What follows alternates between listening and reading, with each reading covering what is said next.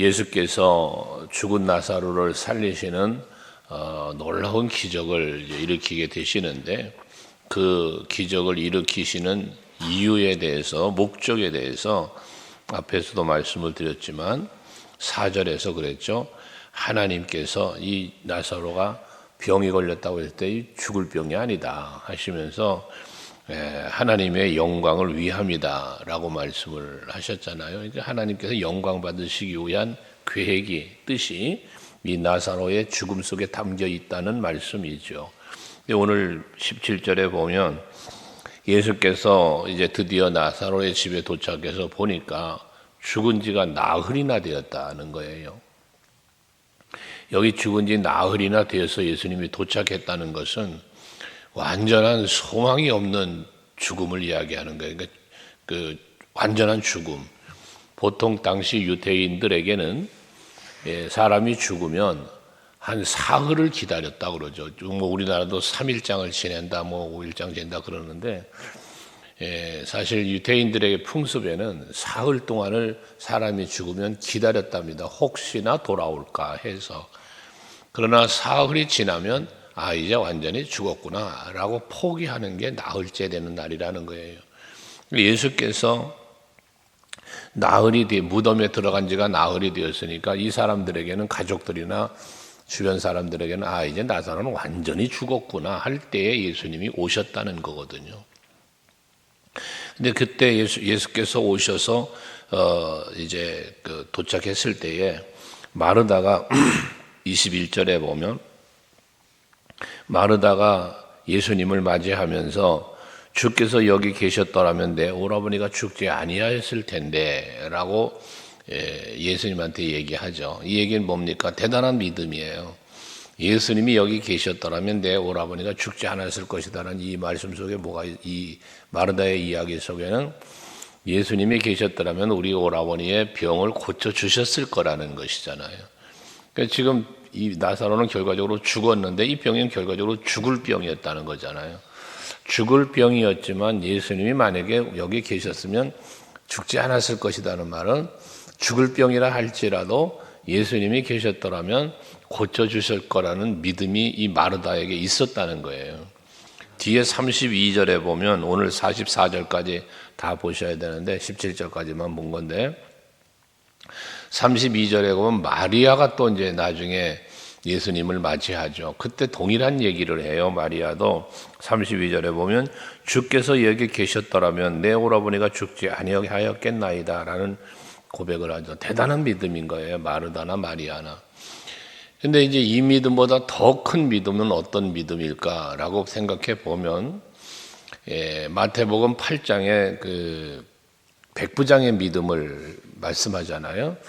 그 백부장의 믿음을 보면 예수께서 하인을 고쳐달라고 찾아온 백부장의 집에 가서 하인을 고쳐주려고 할 때에 말씀만 하세요. 그러면 내 하인이 낫겠습니다라는 그런 고백을 했지 않았어요. 그러니까 예수님이 우리 집에 안 가셔도 된다는 거야. 병든 하인의 집에까지 안 가셔도 예수님 말씀만 하면 낫는다는 그 믿음이 백부장의 믿음이었잖아요. 그러니까 이 백부장의 믿음을 예수께서 보시고 내가 이만한 믿음을 이스라엘 중에서 보지 못했다라고 말씀을 하실 정도의 믿음이 바로 이 백부장의 믿음이었습니다.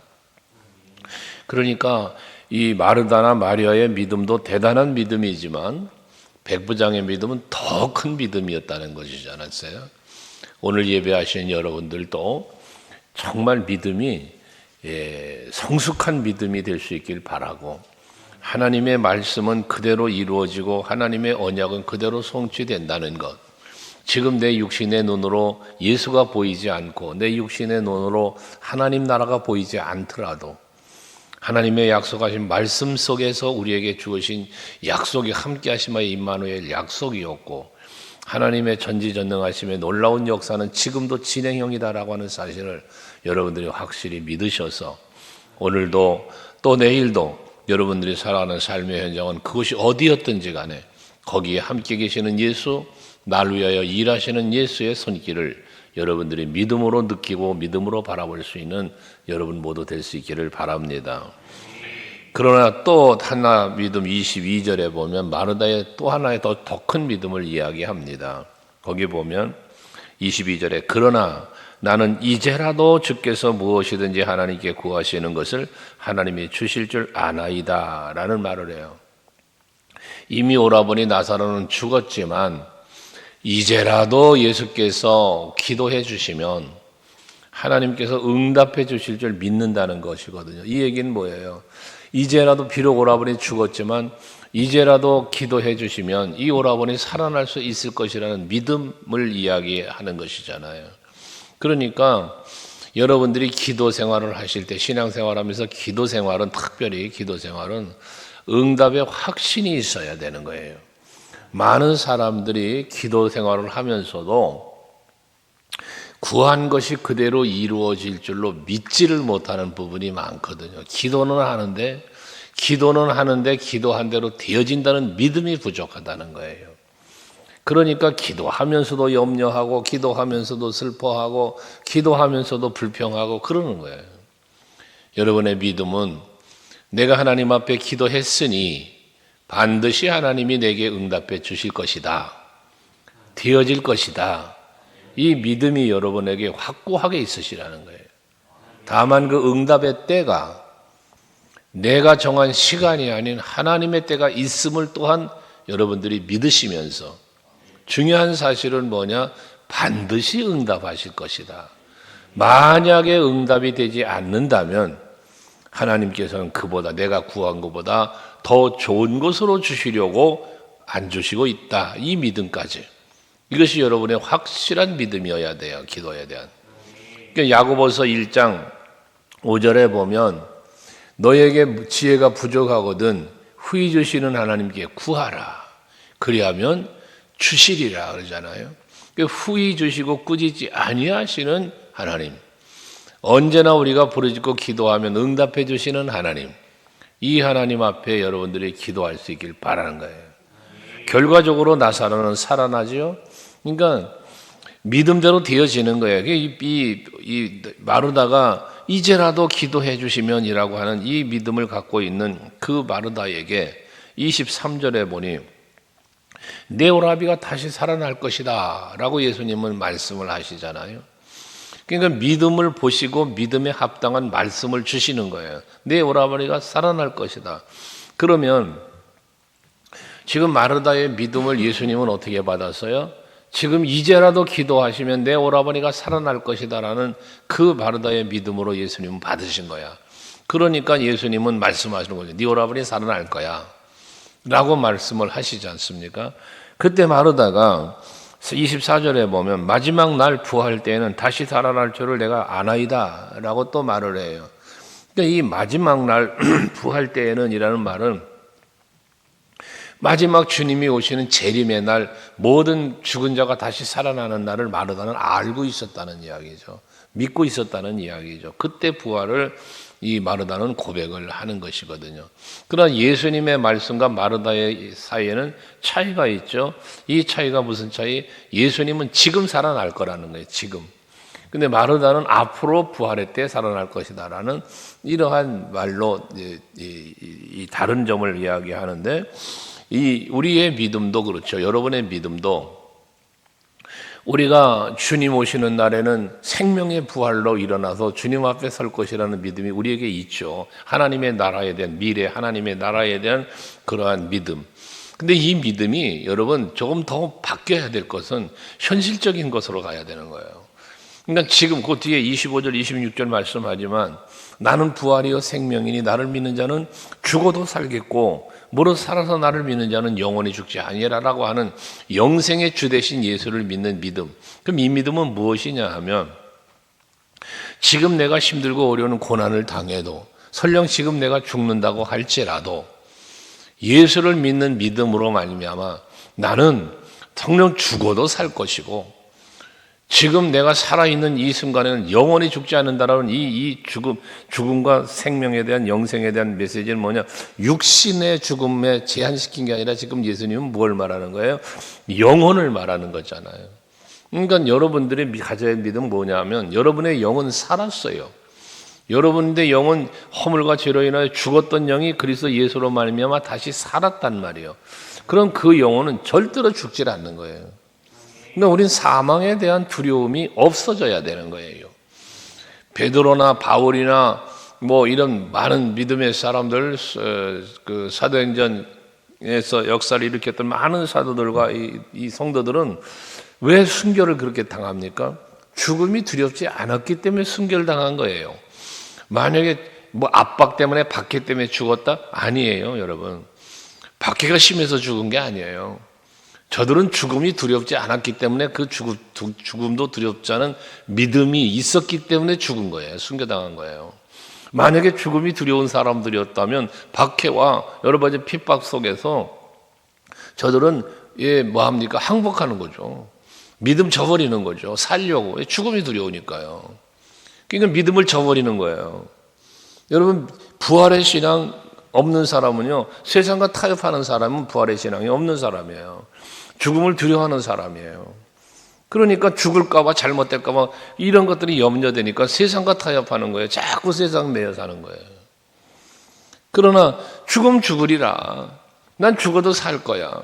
하나님께서 내 영생을 지켜주시는데, 내 인생 지켜주시고 내 삶을 지켜주시는 분이 여호와 하나님이신데, 이 믿음이 있는 사람은 세상 것 때문에 두렵지 않아요. 세상 것이 여러분 힘들지 않은 거예요. 이게 참으로 성숙한 믿음의 사람이라는 것이거든요. 이 믿음에 대하여 말씀하실 때 예수께서는 아주 바르다는 그 부활의 영생의 주를 말씀하시니까 주여 그러하외다 하며 주는 그리스도시고 세상에 오시는 하나님의 아들이신 줄 내가 믿습니다.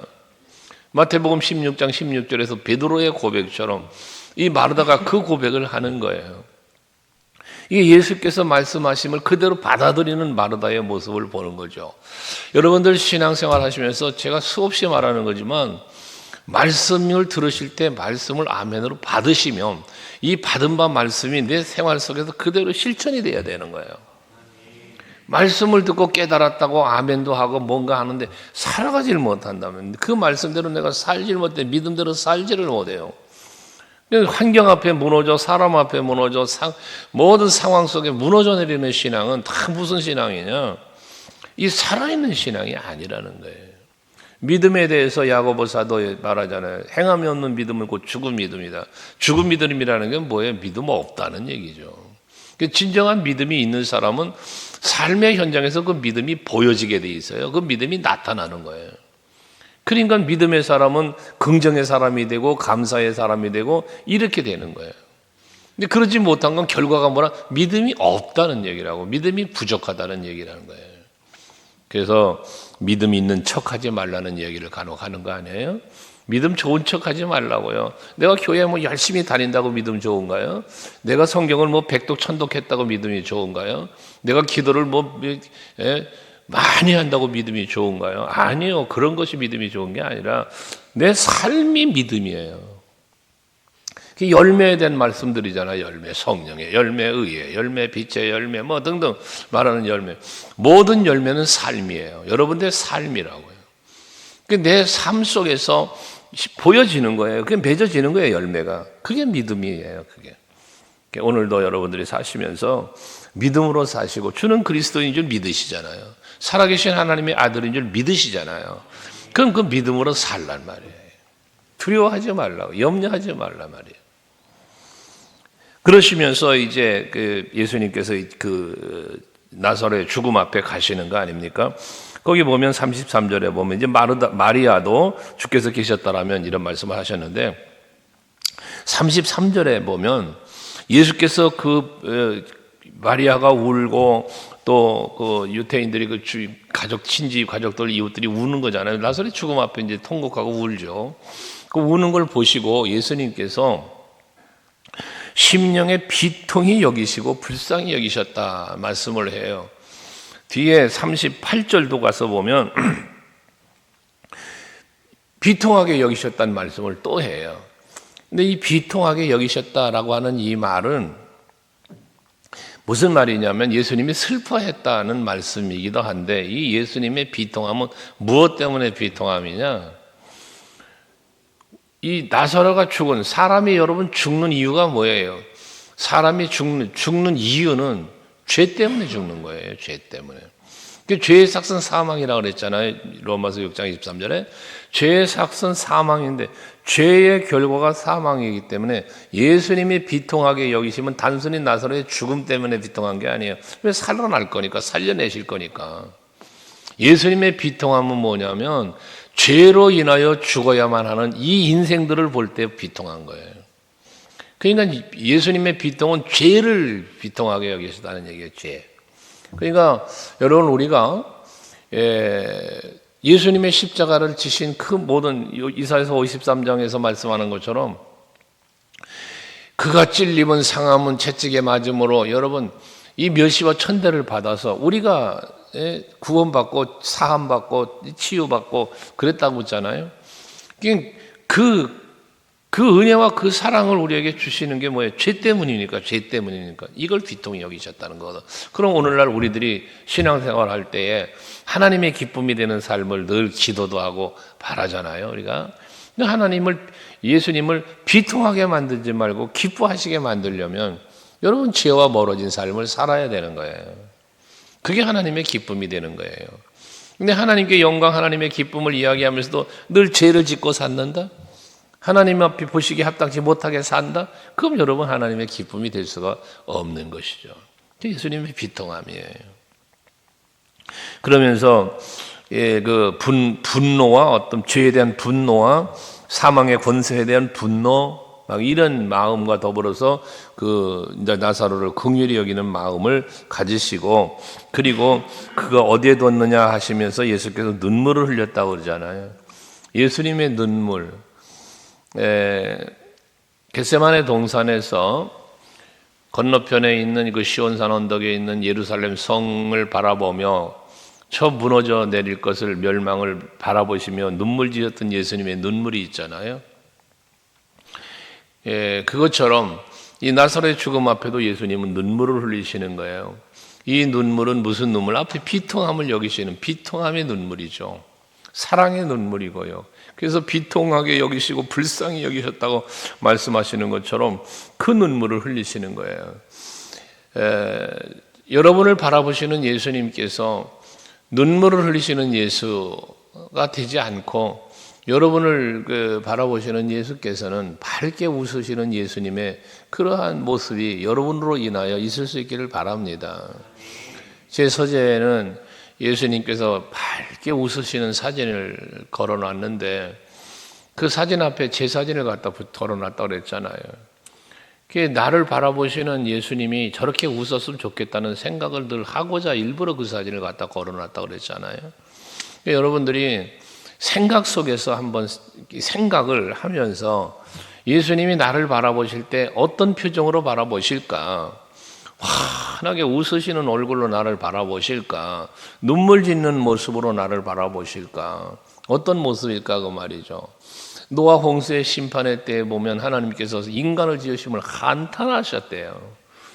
그 세상을 바라보시는 하나님은 한탄하며 바라보신 거예요. 그러나 노아와 그 가족을 볼 때는 행복하신 거예요. 이것처럼 대조적이죠. 오늘 예배하시는 여러분들을 바라보시는 하나님은 밝게 웃으며 미소 지으며 여러분을 바라보시는 그런 예수님의 모습, 여러분들에게 그려질 수 있기를 바랍니다. 그 나사로의 무덤 앞에 가셔서 돌을 옮겨놔라 라고 하니까 죽은 지가 나흘이나 됐어요. 벌써 썩은 냄새가 나요 라고 말하다가 이야기를 하잖아요. 그러나 예수님은 뭐예요? 그래도 돌을 옮겨 놓으라는 거예요. 그러면서 하는 말이 뭐예요? 이 40절에 내 말이 네가 믿으면 하나님의 영광을 보리라 하지 않았냐? 네가 믿는다면 내가 시키는 대로 해라, 그 말이거든요. 여러분, 이 돌을 옮겨 놓으라고 하는 이 말씀 속에서 여러분들이 한번 생각할 것은 뭐냐면, 하나님과 나와의 관계를 가로막고 있는 돌들이 있다면 이거 옮겨야 돼요. 하나님의 말씀을 믿지 못하는 불신의 돌이 있다면 이거 걷어치워야 돼요. 염려와 근심의 돌, 이거 다 옮겨야 돼요, 이거. 그래야만 여러분 심령 속에서와 삶 속에 놀라운 기적 같은 역사가 일어나는 거예요. 이 돌을 옮겨 놓으라고 할 때에 죽었었어요. 벌써 냄새가 나요. 하지만 근데 믿으면 된다 그랬지 않냐 했더니 돌을 옮겼다잖아요. 돌을 옮기니까 어떻게 됐어요? 나사로가 살아났잖아요. 거기 보면 돌을 옮겨 놓으니까 예수께서 41절 후반부터 말씀하시기를 아버지여 내 말을 들으신 것을 감사합니다 하시면서 항상 내 말을 들으시는지를 내가 알았나이다. 그러나 이 말씀을 하옵는 것은 둘러선 무리를 위함이니 곧 아버지께서 나를 보내신 것을 그들로 믿게 하려 함입니다 하면서 나사로야 나오라 하니까 나사로가 나왔단 말이에요. 하나님이 받으실 영광에 대해서 말씀을 드렸지만 바로 이 죽은 나사로를 살리시면서 나사로 한 사람을 살려내기 위한 목적이 아니라 그와 함께한 가족이나 함께한 유대인들에게 이 예수께 어떤 권세가 있는지를, 지금 예수께서 이 땅에 오신 목적이 무엇인지를 믿게 하려고, 저들에게 이걸 알게 하려고 하시는 하나님의 일이라는 사실이거든요. 그러니까 우리가 해야 될 일은 무엇이냐? 주께서 여기 계셨더라면이라는 신앙의 수준에 머무르지 말고, 아니 눈먼 맹인도 눈뜨게 해주신 분이 이 나사로는 살려줄 수가 없더냐, 이런 말을 하는 어떤 염려, 근심 등등의 이런 생각의 수준에 머무르는 게 아니라 지금 우리는 무엇을 해야 될 때냐? 돌을 옮겨야 하는 때라는 거예요. 돌을 옮겨야 하는 때. 하나님과 여러분, 하나님이 바라보실 때 앞에 말하는 눈물을 짓는 모습의 나의 마음, 심령을 기경하면서 거기에 있는 이거 걷어내야 되는 거예요. 그래서 하나님과 내가 마음이 통하고 여러분 영적인 교통함이 이루어지고, 그래서 항상 주의 말씀이 내 안에 있고 내가 주 안에 있으면서 살아가는 삶을 살게 되질 때 영혼뿐만 아니라 육신으로도 범사의 모든 것들이 회복되고 살아나는 역사가 일어난다는 것입니다. 이제 한 해가 며칠 남지 않은 이때에 여러분들이 해야 될 일은 뭐냐? 이 돌을 옮기는 일을 하셔야 되는 거야. 뭔가 답답하게 막혀있는 이것들을 옮겨놓는 일을 하시라고. 그리고 이 막혀있는 모든 것을 옮겨놓고 열려진 심령으로 새해를 맞이할 수 있는 여러분이 될 때 새해가 여러분들에게 복된 한 해가 되는 거예요. 이번 남지 않은, 얼마나 며칠 남지 않은 이 새벽기도 열심히 여러분들 나오셔서 기도하시면서 나와 하나님과의 가로막고 있는 이 돌들은 무엇일까 한번 살펴보시면서 그 돌들을 하나씩 제거시키고 옮기는 여러분들 되시고, 이 아침도 그런 기도와 오늘 하루도 그런 삶이 될 수 있기를 바랍니다. 기도하시겠습니다.